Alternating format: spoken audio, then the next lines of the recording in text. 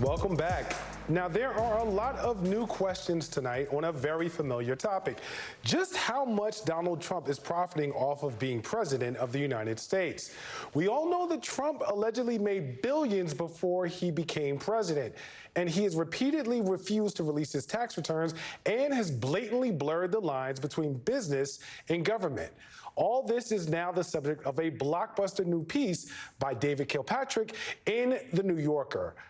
David writes, quote, "Many payments now flowing to Trump, his wife, and his children and their spouses would be unimaginable without his presidencies. A $2 billion investment from a fund controlled by the Saudi Crown Prince, a luxury jet from the Emir of Qatar, profits from at least 5 different ventures peddling crypto, fees from an exclusive club stocked with cabinet officials and named executive branch."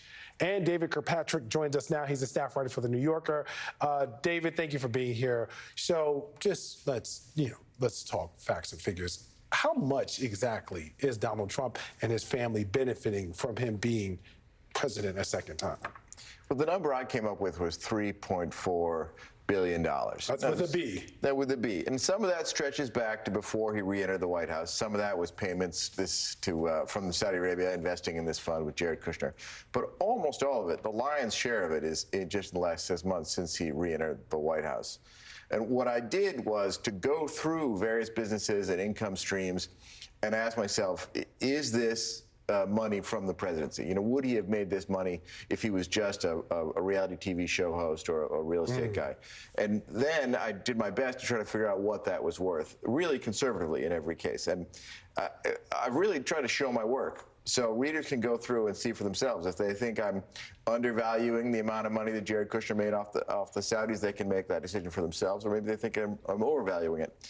But no matter how you slice it, it's a lot of money, right? Even if you knock out the 300 or so that 300 million or so that I calculate Jared Kushner's income stream from that Saudi investment or the other investments through his private equity firm are worth right now, well, that's still over $3 billion.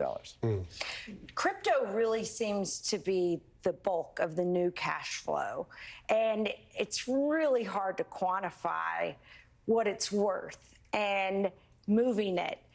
What was it like? How did you go about seeking to quantify what those investments in a really amorphous world are worth? Well, by and large, I'm not assigning any value to illiquid assets, and that includes Trump's meme coin that he's got and hasn't yet cashed in to sell, you know, his stockpile. I'm really only looking at things that he actually could sell. So I'm not trying to value sketchy crypto.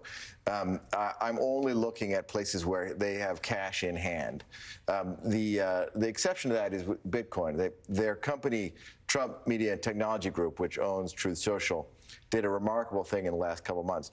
Their stock trades at a price that a lot of people consider irrational. It's a meme stock. It's a barometer of public opinion about President Trump, basically, among his supporters. And they've taken that irrationally inflated stock, which the president could never sell, because if he did, you know, the price would collapse. They've taken that and they've swapped it for Bitcoin and cash to the tune of about $3 billion in total. And his share of that is more than $1 billion. So, because he still owns 42% of the company. So, just in the last 2 months, their net worth has gone up, according to my calculations, by more than $1 billion. David, I think a lot of Americans probably think that most politicians and officials benefit from the positions that they have, rightfully or wrongfully. But I wonder, from your reporting, to what extent is the money that the president making unethical, or a manipulation of the system, or exposing guardrails that previous officials may have said, hey, I'm not going to touch that, just it reeks of impropriety, whereas the Trump family and others are just saying, you know what, I'm in this position of power, I'm going to exploit it to my advantage. Are you able to get a sense of which businesses are what? It's important to keep in mind that when President Trump was first elected, when he was on his way into office in January 2017, he said at a press conference, I and my family are not going to do anything that could even be perceived as exploiting the presidency for personal profit, right? So I can't prove a quid pro quo. A quid pro quo is very hard to prove. But I will say that when you see someone making money so eagerly You know, where other presidents, okay, it's true. A lot of, especially children of presidents, former presidents, have found ways of cashing in. They sell book deals. You know, all of that is small change compared to what we're looking at here. And it's happening while he's in office, and it's happening by the president himself. I mean, he remains the chairman of Trump Media and Technology Group, and he's endorsed some of their crypto ventures. He's, holding a dinner for people who buy his meme coin. He's doing this himself while he's in the White House. That's Selling different. Bibles. Selling Bibles. That's different. And again, the speed at which he and the family are doing it, they seem to turn down no opportunity. And if I was a foreign government considering doing business with the Trump organization as a way to try to curry favor with the president, perhaps to get some sort of official act in my benefit, I have to believe that I would see that eagerness for money and think, yeah, there's an okay chance here that if I do business with the Trump organization, they really want that money, it might work out for me. Do you think that these shattered norms are going to stay in place beyond the Trump family and the Trump presidency? Will other presidents be able to take advantage of all that we've seen him take advantage of? Or do you think there's something special, I guess, about Trump, his brand, his relationship with his base that allows him to do this, but, the door will close when he's gone? Well, that is way over my head. Now you're talking about the future and public opinion. But I will say that the sort of structure of America's approach to conflicts of interest is disclosure, right? So what we ask of our elected officials is just that they disclose whatever money they're making, whatever they're doing on the side, so that voters can decide. And I don't think voters have really taken stock yet and decided yet. So we'll see how all this plays out. We can't even get his tax returns, let alone disclosures about investments that are being made in his name. Well, in his defense, he's not shy about his money-making opportunities. He shouts from the White House roof about his meme coin. Yeah. I'm curious to get your thoughts on what this means, though, for corruption, I guess. I mean, you were saying quid pro quo, but I'm just wondering from, you talked about countries looking at him and say, okay, maybe there's a shot at doing business.